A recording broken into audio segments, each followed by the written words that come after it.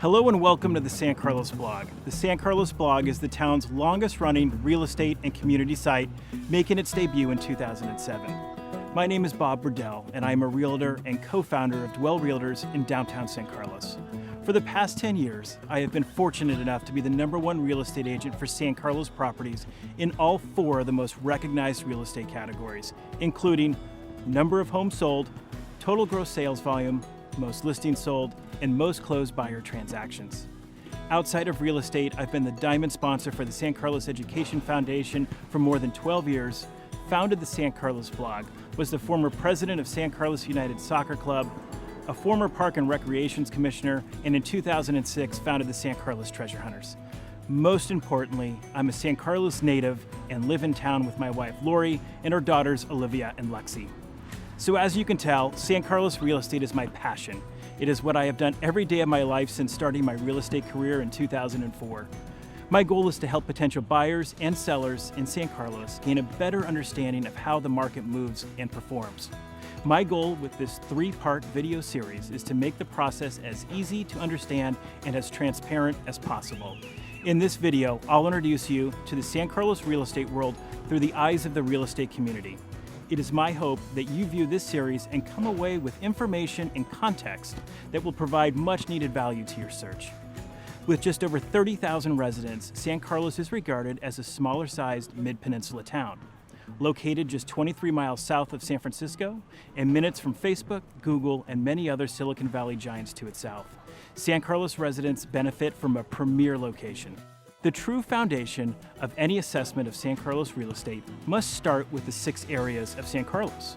The real estate world lives off of these 6 carefully defined areas, so more fully understanding these areas is crucial. They are Alder Manor, Beverly Terrace, El Sereno, Howard Park, Clearfield Park, and Courts.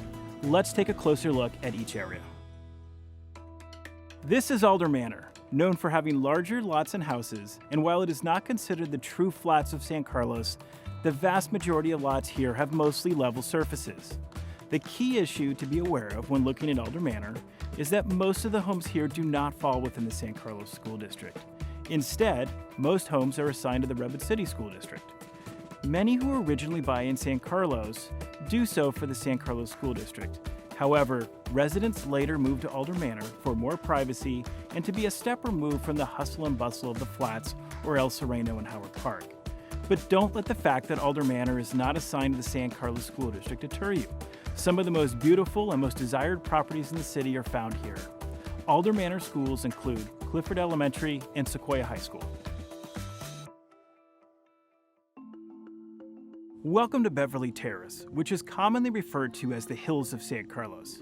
With the exception of my current location, this part of San Carlos was primarily built in the mid-1960s, a good 20 years after the flats of San Carlos, Howard Park, El Sereno, and much of its hilly counterpart, Courts. Because they were built later, the original floor plans of these homes are much larger. The vast majority are 3 and 4 bedrooms, have 2-car garages, and are about 2,000 square feet. This is a sizable difference when compared against the original builds of Howard Park and El Sereno, which build 2 and 3 bedroom, 1-bath homes with a single-car garage. Homes in Beverly Terrace have some of the best views on the peninsula.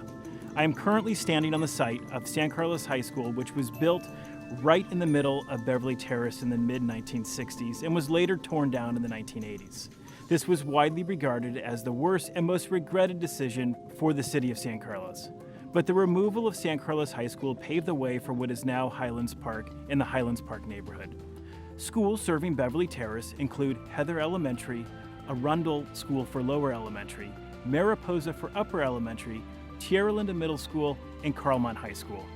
With the exception of the north side of Clearfield Park, Beverly Terrace, along with Courts, are the only 2 areas in San Carlos that have addresses that are assigned to Carlmont High School. The rest of San Carlos is assigned to Sequoia High School. Here we are in El Sereno, which is made up of 2 housing tracts, Oak Park and White Oaks. But here's the confusing part. Buyers often confuse a White Oaks home as referencing White Oaks School, but this is not the case. And this is a common mistake, and many buyers have found out the hard way that buying a White Oaks home does not refer to the assigned school, but rather just the White Oaks housing tracts. There are 4 White Oaks housing tracts within the White Oaks subdivision. While not an exact mapping, the general rule of thumb to distinguish the White Oaks tract from the Oak Park tract is to say that all homes from Belmont Avenue south to Eaton Avenue are White Oaks, and all homes Belmont Avenue north to Britton Avenue are Oak Park homes. El Sereno shares the top spot in the city, along with Howard Park, as having the highest price per square foot and the strongest resale value. Together, El Sereno and Howard Park make up the flats of San Carlos. However, in the 1930s, White Oaks was referred to as the poor section of town. And in order to incentivize growth and affordability during the Great Depression, developers cut the lots in half to make them more affordable.